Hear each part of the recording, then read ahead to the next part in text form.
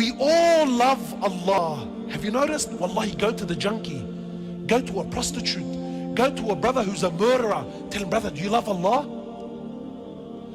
Everyone loves Allah, but no one wants deen.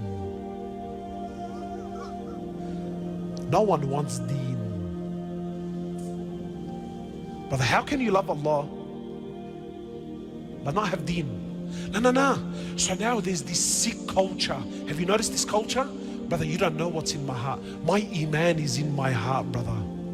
My relationship with Allah is in my heart. So now this idea of the heart, it's very poisonous. Why? Because it comes through. Brother, do you know what's in the hearts? No, I don't know what's in the heart. But really he's hiding his hypocrisy with this. So yes, everyone loves Allah, but no one wants deen. Everyone loves Rasulullah sallallahu alayhi wasallam. Brother, please, when you say his name, brother. Everyone claims they love the Prophet, but no one wants his sunnah. What do you mean his sunnah? Eat on the floor, eat with your fingers, grow a beard, live simple lives. Brother, what's that? What's that, brother? We love Rasulullah. Wallah, we sing his songs and we'll parade and we'll have big protests when something happens. We show. But no one wants his sunnah. We love Jannah. We love Jannah. But no one wants to die. You know what this ummah is suffering from, my brothers? Trust me, it's not knowledge. The alam is ocean, books, apps. Wallahi, jump on YouTube, hours and hours and hours of talks and bayans and khutbahs and classes, and knowledge is there, it's abundant. What is this ummah suffering from more than anything? The biggest disease, the biggest sickness of the Muslims, the biggest calamity in the ummah, do you know what it really is? There's no men.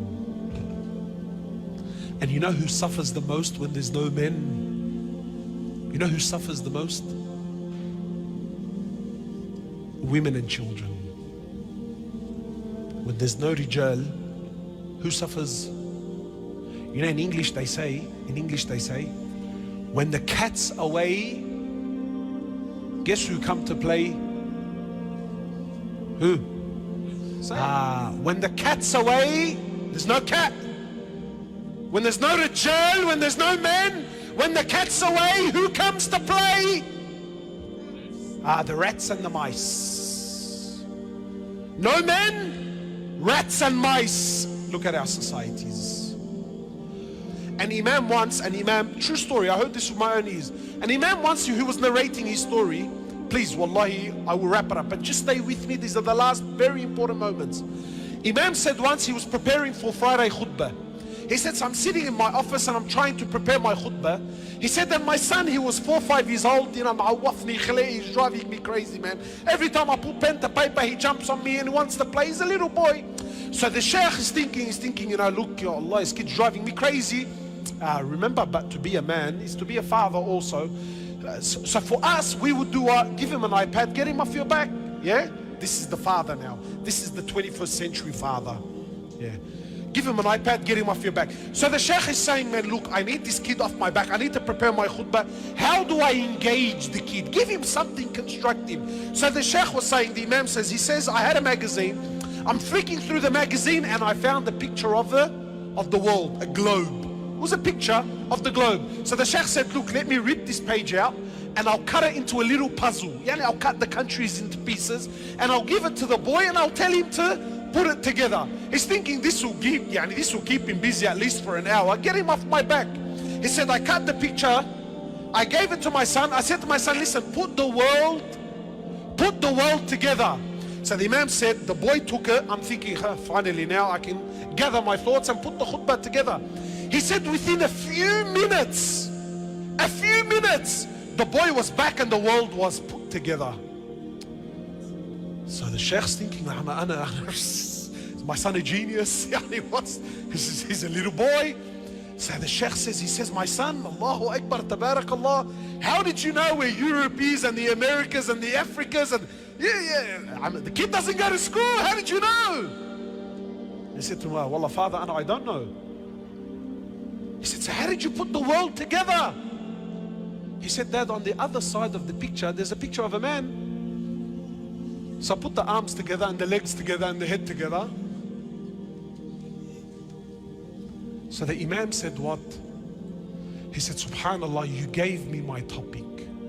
When man comes together, the world comes together. But qasam by Allah, as long as man is destroyed, this world will always be destroyed. Rijal, who suffers the most? When the cat's away, the mice will play.